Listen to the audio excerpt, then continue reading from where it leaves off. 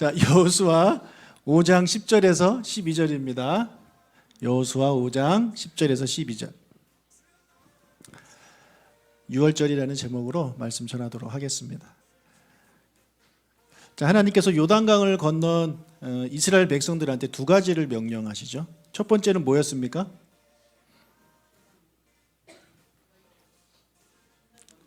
예, 돌멩이 쌓아라. 돌멩이. 예, 돌멩이. 기념비. 다음 세대들을 위한 신앙 교육을 위한 돌멩이를 쌓아서 기념비를 만들어라.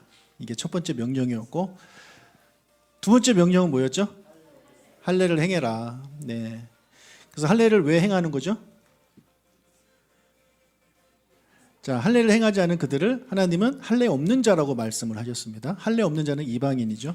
그래서 할례를 행함으로 이스라엘 백성이 다시 하나님의 백성이 되게끔 하기 위해서 할례를 행하라고 말씀을 하셨죠. 자, 그래서 할례를 행함으로 이방인에서 이스라엘 백성으로 이제 신분이 바뀐 그들이 첫 번째로 한 일은 무엇이었냐면 유월절을 지키는 거였습니다. 10절을 읽겠습니다. 또 이스라엘 자손들이 길갈에 진쳤고 그달 14일 저녁에는 여리고 평지에서, 자, 여러분 유월절이 며칠일까요? 1월 14일. 첫째 달 14일. 1월 하면 우리가 양력 1월을 생각하니까 좀 그래요. 첫째 달 14일. 여러분 우리가 2월 14일은 뭐 발렌타인데이, 3월 14일은 화이트데이 이렇게 우리 다 알잖아요. 1월 14일은 6월절입니다. 그렇게 꼭 기억을 하셔야 됩니다. 첫째 달 10일에 무슨 일이 있었죠? 첫째 달 10일에 무슨 일이 있었죠? 요단강을 건넜습니다. 여러분 다시 요단강 다시 건너갈까요? 자, 첫째 달 10일에 요단강을 건넜습니다. 그리고 4일 후에 6월절이 있는 거죠. 그 사이에 할례를 받았고요. 여러분 6월절이란 여호와의 절기 중 하나입니다. 축제를 말해요. 축제. 하나님이 만드신 축제 7개 중에 하나가 바로 6월절입니다. 잠시 여호와의 절기를 좀 점검하고 넘어가도록 하겠습니다. 여호와의 절기는 크게 3개입니다. 봄절기, 여름절기, 가을절기. 겨울은 없습니다. 봄절기에는 3개, 6월절, 무교절, 초실절. 여름절기는 하나, 오순절. 가을절기는 나팔절, 속죄일, 초막절. 이렇게 7개입니다. 그래서 우리가 이번 5월달에 하는 게 여름절기인 오순절입니다. 자, 이 각 계절 대표로 하나씩 하나님이 선택하셨어요. 6월절, 오순절, 초막절. 이것을 3대 절기라고 합니다. 7개 중에서 3대, 3개로 이거 중요하다. 그래서 이스라엘 모든 남자들은 이 3대 절기가 되면 예루살렘 성전에 올라와서 제사를 드려라. 이렇게 말씀을 하십니다. 그런데 이스라엘이 점점 이제 커지면서 또 이스라엘 백성들이 멀리 살게 되면서 현실적으로 1년에 3번 오기가 어려워졌습니다. 지금처럼 차가 있는 것도 아니고 교통이 발달하지 않았기 때문에 뭐 걸어가든지 뭐 나귀 타고 가든지 그렇게 해야 되기 때문에 멀리 사는 사람들은 1년에 3번 갈 수가 없습니다. 그래서 그들이 이제 한 번을 가게 되는데 3대 절기 중에 그들이 하나를 선택합니다. 대부분의 사람들이 무엇을 선택하냐면 6월절을 선택합니다. 자, 왜 6월절을 선택했을까요? 왜 오순절과 초막절은 선택하지 않고 6월절을 선택했을까요? 6월절이 가장 중요하기 때문이죠. 그렇죠? 여러분, 일단은 6월절은 7절기 중에 첫 번째입니다. 6월절이 없으면 나머지도 없는 거예요. 6월절이 있기 때문에 그 다음 절기들이 쭉 이어지는 것입니다. 여러분 개인적인 인생에서 가장 중요한 날이 언제입니까? 생일이죠. 여러분 생일은 아마 자기 생일은 다 기억할 겁니다. 세상에 자기 생일 기억 못하는 사람은 없죠. 그럼 여러분이 처음 걸었던 날이 언제인가요? 예. 여러분이 처음으로 엄마라고 말했던 날, 여러분이 처음 교회 온 날, 우리 잘 그런 거 기억을 못합니다. 그런데 왜 생일은 기억하냐? 예. 처음 시작 있었던 날이 중요하기 때문에 사람들은 보통 기억을 하게 되는 거죠. 그런데 그게 다가 아닙니다. 구약 성경을 읽어보면 아주 굵직굵직한 중요한 사건들이 구약에 많이 일어나는데 그 일들의 정말 상당수가 6월절에 일어납니다. 자, 먼저 첫 번째 6월절 지금 본문으로부터 40년 전이죠. 40년 전에 첫 번째 유월절이 있었는데, 자, 그때 이스라엘이 어디 있었습니까? 애굽 땅에 있었고 종으로 살고 있었습니다. 그리고 첫 번째 유월절을 지킵니다. 첫 번째 유월절 지킨 다음에 그들이 어떻게 바뀌느냐? 종에서 자유인으로 됩니다. 애굽 땅에서 애굽 밖으로 나오게 됩니다. 이게 첫 번째 유월절로 있었던 날입니다. 이스라엘 역사상 아주 중요한 역사적인 그런 날이죠. 여러분, 두 번째 유월절, 그 다음 1년 후에 두 번째 유월절에서는 어떤 일이 있었느냐? 그들이 출애굽한 이후에 약 2달이 되기 전에 시내산에 도착을 해요. 시내산에 도착해서 하나님께 율법을 받습니다. 그리고 율법을 받고 그 율법에 기록된 대로 그들이 성막을 짓고 성막 안에 들어갈 언약궤, 번제단 이런 거를 만들어요. 그리고 제사장 체계도 딱 세워지고 대제사장도 세워지고, 그렇게 하고 나서 그들이 유월절을 보내고 시내산을 출발합니다. 그러니까 두 번째 유월절이 있기 전과 있기 후가 어떤 차이가 있는 거냐면, 두 번째 유월절이 있기 전에는 그들은 그냥 애굽에서 나온 나그네, 애굽에서 나온 그냥 자유인일 뿐입니다. 그런데 두 번째 유월절을 기점으로 그들은 어떻게 바뀌느냐? 하나님의 율법을 받은, 하나님의 다스림을 받은 하나님의 진정한 백성이 됩니다. 놀라운 그런 변화가 두 번째 유월절에도 있는 거죠.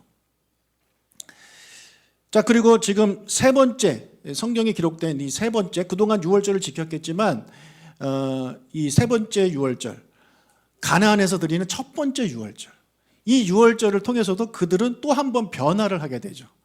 그전에는 광야 시대였는데 이제는 가나안 시대를 살게 되는 것이죠. 자, 그 이후에 오랜 시간이 지나면서 이스라엘이 타락을 하게 돼요. 범죄하게 되고 하나님 말씀 듣지 않죠. 그러면서 그들이 점점 유월절을 지키지 않게 됩니다. 어느 날부터 아예 지키지 않게 되었어요. 그러다가 히스기야 왕과 요시야라는 그 유다의 왕이 있었는데, 그들이 이렇게 살면 안 된다. 우리 하나님 말씀대로 살아야 된다. 그러면서 그들이 종교개혁을 일으킵니다. 근데 그들이 종교개혁을 일으킨 때가 언제냐? 유월절쯤입니다. 그래서 그들이 종교개혁을 일으키고 그들이 한 것이 무엇이냐? 여호와께 이 유월절을 드립니다. 그러니까 이 유월절을 드리기 전에는 하나님 말씀을 떠나고 살았던 유다였는데, 유월절을 지키고 하나님 말씀으로 다시 돌아온, 다시 하나님의 백성으로 돌아온 그런 유다의 모습을 갖게 되는 거죠. 자, 그리고 이제 유다가 멸망을 하죠. 멸망하다가 어떻게 됩니까? 포로로 잡혀가죠. 그래서 포로로 70년 생활을 하다가 그들이 다시 돌아옵니다. 다시 돌아와서 성전을 다시 짓고 그들이 무엇을 하느냐? 무엇을 했을까요? 유월절을 지킵니다. 그래서 이 유월절을 통해 그들은 또 다시 포로 시대에서 제2성전 시대로 그들이 이제 돌아오게 되고, 그리고 다시 한번 마음을 다해 하나님을 섬기기로 그들이 결심하게 되죠. 자, 이렇게 구약 역사를 보면 정말 중요한 순간순간마다 유월절이 있습니다. 자, 그렇기 때문에 유대인들이 이 7대 절기 중에서 가장 그들의 삶에 중요하고 첫 번째라고 생각했던 것이 바로 이 유월절이라는 거죠. 자, 신약시대는 안 그러느냐? 신약시대도 마찬가지입니다. 여러분, 신약시대에서 가장 중요한 사건은 어떤 사건입니까? 우리 예수님의 오심 아닌가요? 그렇죠? 예수님이 가장 큰 사건이죠. 예수님이 이 땅에 오실 때 어떤 존재로 오셨습니까? 하나님의 어린 양으로 오셨습니다. 하나님의 어린 양. 그렇죠?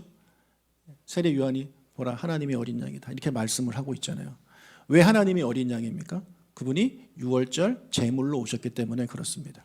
그래서 예수님의 오심부터가 유월절과 연관이 있고, 또 예수님이 돌아가셨을 때가 유월절입니다.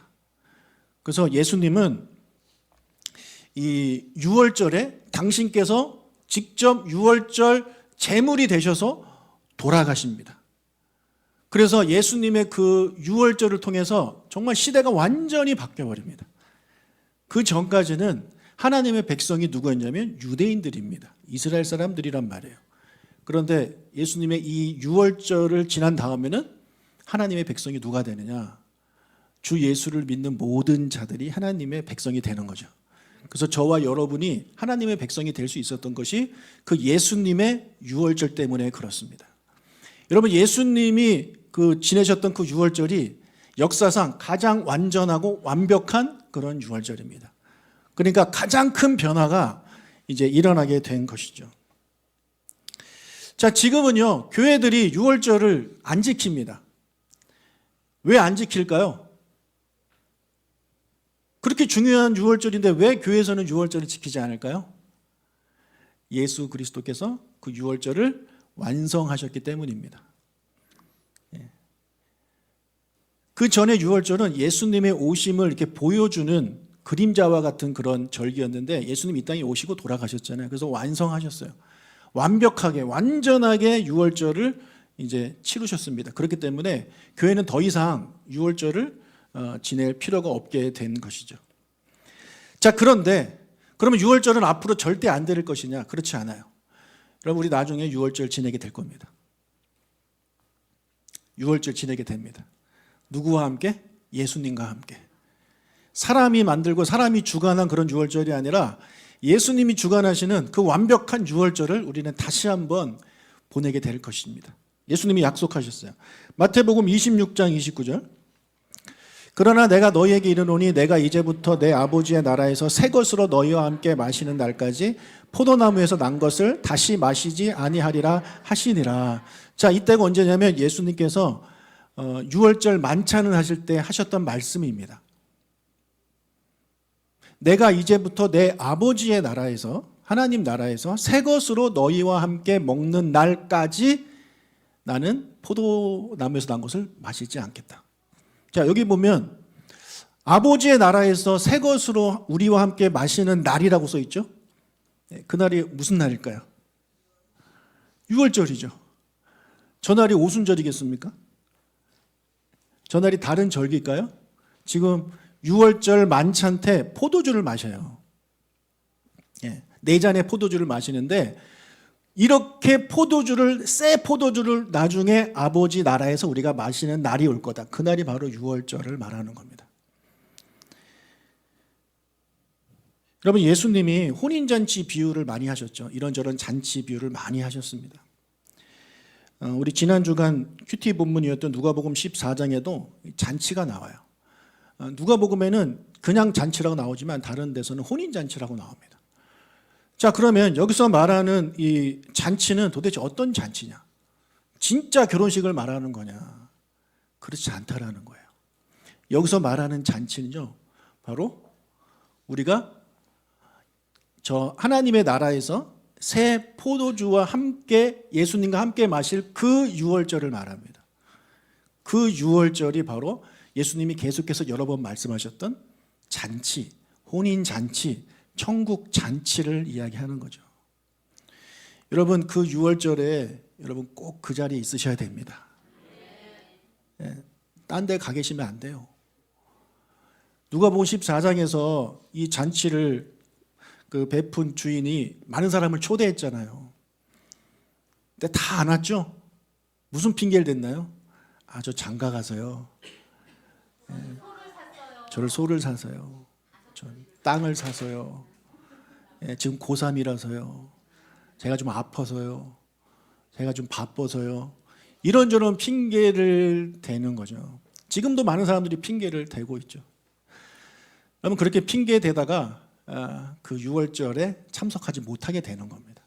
저는 이곳에 계신 모든 분들이 그 유월절에 참여해서 예수님과 함께 우리 포도주 한 잔씩 했으면 좋겠습니다. 진짜 여러분 거기 꼭 참석하셔야 됩니다. 여러분, 지금까지의 유월절이 말씀드린 대로 어떤 새로운 시대가 열릴 때 꼭 유월절 다음이었습니다. 그래서 예수님이 이 땅에 오시면 완전히 새로운 시대가 열리잖아요. 그렇죠? 그 어떤 시대보다 예수님이 다시 오셨을 때의 시대는 완전히 다른 시대입니다. 우리도 다 변화됩니다. 예수님처럼. 껍데기부터 다 변화돼요. 모든 것이 다 변화돼요. 완전히 새로운 시대가 시작되는데 그런 그 새로운 시작도 반드시 유월절과 함께라는 거죠. 그래서 우리가 그 유월절에 참석하지 않으면 우리 안 됩니다. 반드시 참석해야 됩니다. 자, 가나안 땅에서 지금 성경에 기록된 세 번째 유월절이 나왔다고 말씀을 드렸는데, 가나안 땅에서는 첫 번째죠. 그러면 그들이 이제 광야 시대에서 가나안 시대, 새로운 시대를 시작하게 됐습니다. 그럼 그들에게는 어떤 변화가 있었을까요? 광야 시대와 가나안 시대의 가장 큰 차이점은 무엇일까요? 자, 11절과 12절을 읽겠습니다. 6월절 이튿날에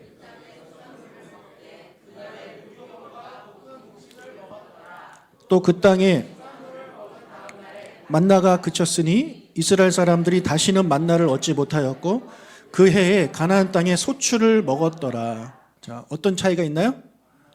먹는 게 바뀝니다. 그럼 먹는 게 바뀌어요. 만나를 먹던 사람들이 이제는 땅의 소출을 먹습니다. 이런 차이가 그들에게 있는 거죠. 여러분, 만나가 뭔가요? 하나님이 주신 거죠. 특별한 음식입니다. 사람이 일해서 얻을 수 있는 게 아니라 그냥 하나님이 주시는 겁니다. 자, 6월절을 기점으로 가나안 시대를 시작하신 하나님은 그들에게 더 이상 만나를 주지 않습니다. 너희들 그냥 여기서 원래 사람들이 먹는 그런 음식을 먹고 살아라, 이렇게 말씀을 하죠. 자, 첫 번째 6월절 때도 그랬어요. 첫 번째 6월절이 있기 전에 그들은 무엇을 먹고 살았냐면 그냥 농사 짓고 목축에서 먹고 살았습니다. 그러다가 첫 번째 6월절이 있은 다음에 그들의 음식이 바뀌었죠. 뭘로 바뀌었나요? 만나로 바뀌었습니다. 지금 가나안 땅에서 또 이 6월절을 통해 그들의 음식이 또 바뀝니다. 만나에서 이제는 원래 사람들이 먹는, 수고해서 먹어야 되는 그런 음식으로 바뀌는 겁니다. 이렇게 6월절이 있으면 항상 뭔가의 변화가 일어나게 되는 것이죠. 여러분, 예수님을 믿는 자들은요, 성경은 말하기를 예수님을 믿는 자들은 예수님이 십자가에 달려 돌아가셨을 때 너희도 그때 죽었다라고 이야기를 하고, 예수님께서 부활하셨을 때 너희도 그때 예수님과 함께 부활했다고 가르칩니다. 그게 그리스도의 연합이라는 그런 교리입니다. 그래서 예수님이 죽을 때 나도 죽고 예수님이 부활하실 때 나도 같이 부활한 거예요. 누가요? 예수를 믿는 사람들이. 자, 그렇다면 이 그리스도와의 연합, 그런 교리에 근거한다면 우리가, 그러니까 예수님께서 제자들과 함께 마지막 만찬 6월절을 지키실 때 우리도 그 자리에 있었다라고 보게 되는 거죠. 그럼 예수님께서 잔을 마시고 떡을 이제 나눠주실 때 우리가 그 자리에 있게 되는 겁니다. 그 자리에 있다는 얘기는 우리가 6월절을 지켰다는 얘기죠. 그래서 예수 믿는 모든 사람들은요, 6월절을 예수님과 지킨 사람들입니다. 자, 그러면 어떤 게 있어야 돼요? 새로운 변화, 새로운 시대가 시작된다는 거죠. 예수 믿는 사람들은요, 항상 새로운 시대를 시작하는 사람이에요. 먹던 게 달라지고, 생각하는 게 달라지고, 가치관이 달라지고, 때로는 입는 옷도 달라지게 되어 있습니다. 사람이 변하게 되는 거죠. 그게 6월절을 제대로 지킨 사람들의 삶의 모습입니다. 자, 그런데 내가 좀 눈 좀 뜹시다. 너무 많은 분들이 눈을 감고 지금 주님 만나고 계신데, 나 지금 목타, 지금 물 마실 시간도 없이 지금 설교하고 있는데 여러분 막 자고 있어요.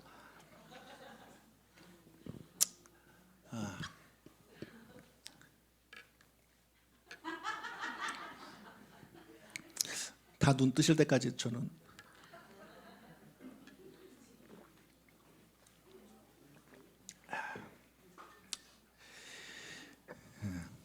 이거 좀 꺼주세요.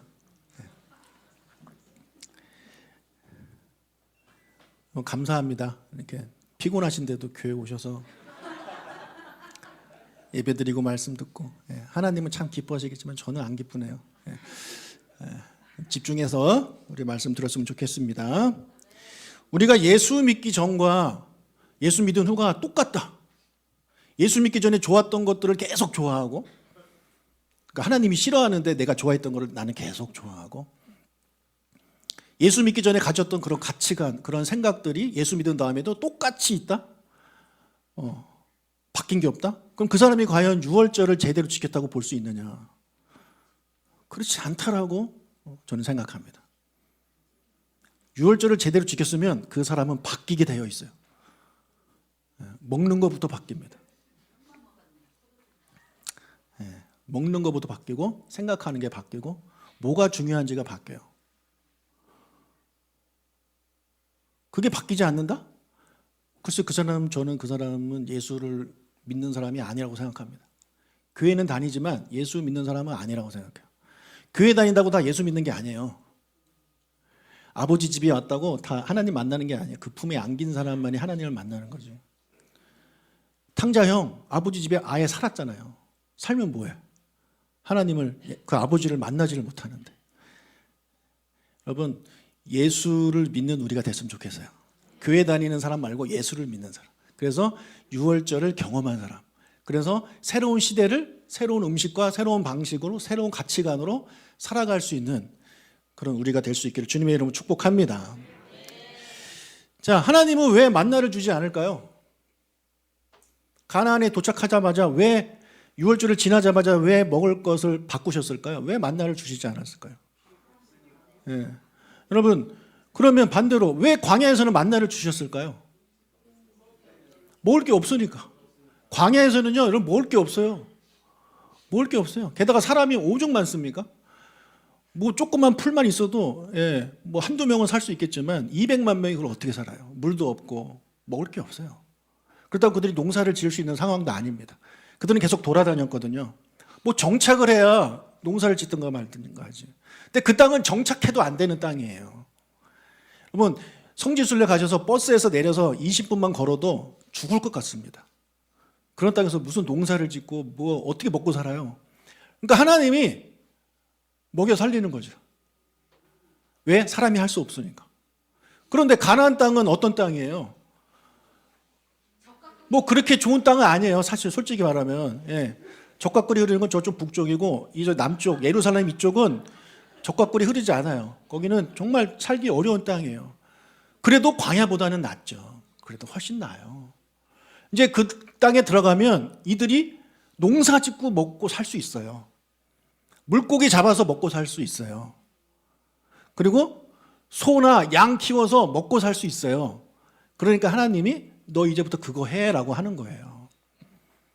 그 전까지는 내가 아무것도 안 해도 하나님이 다 알아서 챙겨주고 먹여주고 입혀주고 다 하셨는데 가나안 땅에 들어간 이후에는 하나님이 이제 너가 해. 너 땀 흘려. 너 수고해. 그럼 내가 도와줄게. 이런 게 되는 겁니다. 여러분 만나가 이제 가나안 땅에 들어간 이후로 이제 만나가 멈췄잖아요. 이건 초자연적인 방법으로 먹는 음식인데 가나안 땅에서 그럼 초자연적인 그런 음식으로 하나님이 먹이신 적이 이제 완전히 끊어져 버렸느냐? 아니요, 그렇지 않아요. 구약 보면 엘리야가 이제 아하방한테 이제 비 안 올 겁니다. 회개하세요. 뭐 이러면서 이제 숨잖아요. 그래서 그가 이제 그리스네가로 숨습니다. 비는 내리지 않죠. 먹을 수가 없어요. 왕이 잡으러 다니니까 일을 할 수도 없어요. 굶어 죽게 생겼어요. 하나님이 책임지죠. 까마귀를 보냅니다. 그래서 그 까마귀를 잡아먹습니다. 아닙니다. 그 까마귀가 가져온 음식을 먹습니다. 초자연적인 방법으로 먹이시는 거예요. 할 수 없는 상황에서는. 신약에는 안 그런가요? 신약에서도 예수님이 물로 포도주를 만드셨죠. 그리고 오병이어로 5,000명 먹였잖아요. 이게 초자연적인 방법으로 먹이신단 말이에요. 근데 그거는 하나님께서 예수님께서 다 생각과 계획이 있기 때문에 그렇게 하시는 것이 그게 일상이 아니라는 거예요. 그들의 일상은 무엇이냐? 농사 짓고 물고기 잡고 소 키워서 먹고 사는 것이 그들의 일상이고 그것을 하나님이 원하신다라는 겁니다.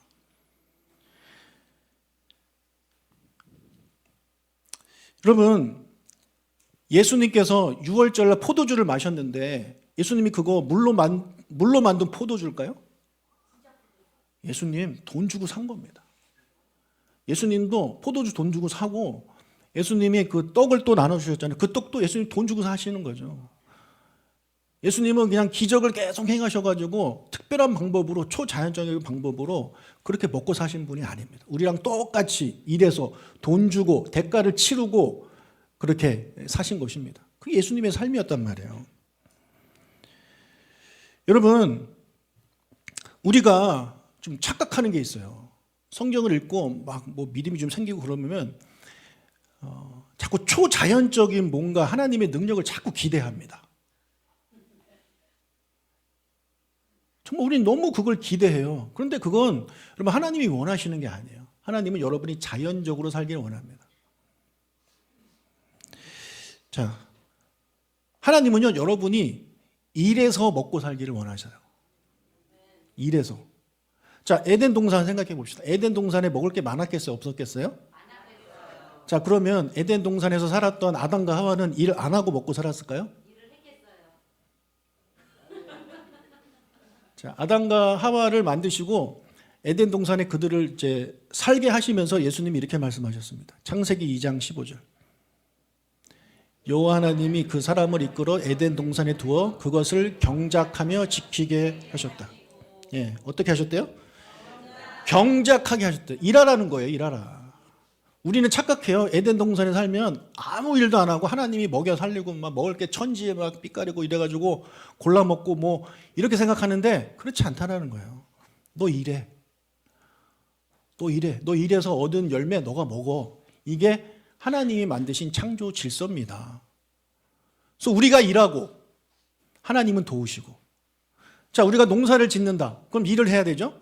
그럼 하나님이 어떻게 도우실까요? 비를 내리시는 거죠. 예, 비를 내리시죠. 비 내리는 거 사람이 할 수 있나요? 없어요. 그러니까 사람이 할 수 있는 거는 너가 해. 너가 못하는 거 내가 도와줄게. 그래서 사람이 열심히 땀 흘려서 일을 하고 하나님은 비를 내려주시고. 이게 하나님이 천지를 창조하셨을 때부터 만든 창조 질서입니다. 이게 하나님이 가장 기뻐하시는 그런 방식이란 말이에요. 하나님께서 안식일을 지키라고 하시면서 뭐라 그러셨냐면 하루만 쉬어라 이게 아니라 그 전에 6일 동안 열심히 일하라고 그래요. 열심히 일하고 마지막 날 쉬는 게 하나님의 창조 질서예요. 근데 우리는 앞에 6일도 일 안 하려고 그러죠. 하나님이 다 먹여 살립니다. 믿음 대단한 것 같은데 그건 잘못된 믿음이에요. 세상에 성경에 어디 그런 게 써 있어요. 성경은요 일하지는 않은 자 먹지도 말라 그랬어요. 그러면 믿음이 있는 사람은요 세상에서 열심히 살아야 돼요.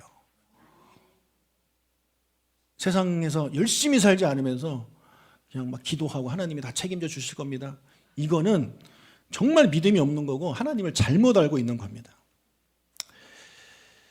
여러분 내가 할 수 있는 일을 하고 하나님은 도우시는 게 창조 질서예요. 자, 그런데 과학이 발달하면서 인간이 할 수 있는 일들이 점점 많아졌죠. 그렇죠?